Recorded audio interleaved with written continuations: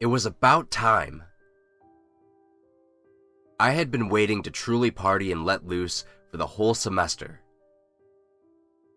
The last class of the day finally let out, and throes of college students pushed their way through the campus halls. Now, I'm not the most popular or the wealthiest of students, but I was included in most activities. That being said, I was invited to a large get-together happening at one of the senior classmen's beach house. Ready to put mountains of books and thoughts of exams to the curb, I quickly rushed home to prepare for a night of intense irresponsibleness. After receiving location details from a friend, I was shocked to find out that the house was only 4 or 5 blocks away, near the beachfront. Thinking it would be perfect, so I wouldn't have to drink and drive if I wanted to leave. After spending a few hours choosing the right outfit and getting cleaned up, it was just about time to head on over.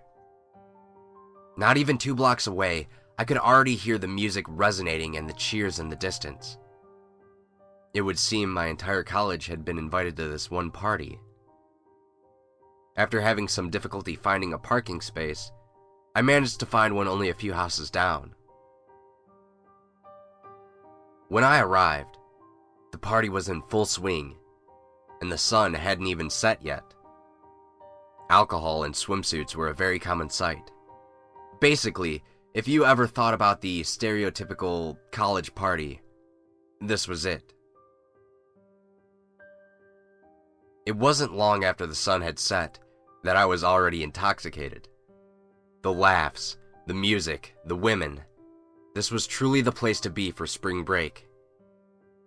The sand on the beach was warm between my toes, and the light from the bonfire reflected upon the water in a brilliant display of colors. Getting the feeling of nature calling me, I figured that the bathroom had a pretty lengthy line. So, with some drunken reasoning, I chose to stumble a few yards from the party and do my business. As I stood there, my eyes scanned the darkened scenery, the beach and the ocean to the right, the dark houses and the street to the left. That's when something strange caught my eye. Now, maybe it was the alcohol, or perhaps it was the poor lighting, but I could have sworn I saw a person standing near one of the houses. Even if it was someone standing by a house, it shouldn't have drew my attention like it did. I suppose the reason it was so captivating was the fact that the silhouette didn't move.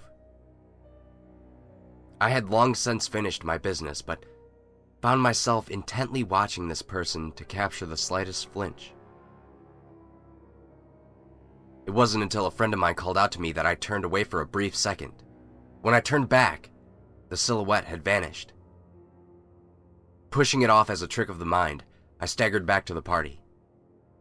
The night was drawing to a close, and without wanting to sleep on the beach due to multiple people crashing in the house, I chose it best to head on home. Saying goodbye to a few friends at the party and receiving quite a bit of playful ridicule, I walked out to the street.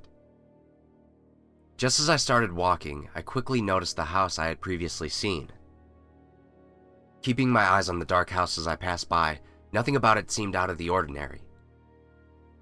As I reached the end of the block, I looked back to the party one last time.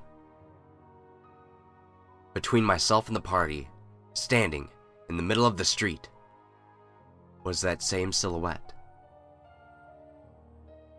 Trying to act as though I hadn't seen anything, I picked up my pace and pushed onward to my house. I couldn't help but feel as though whoever it was that was following me was closing the distance.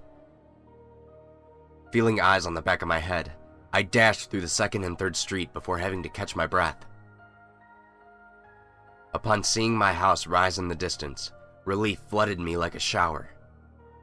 As I walked up to the front door and fumbled for my keys, I checked my surroundings once more. With nothing out of the ordinary, I entered my house.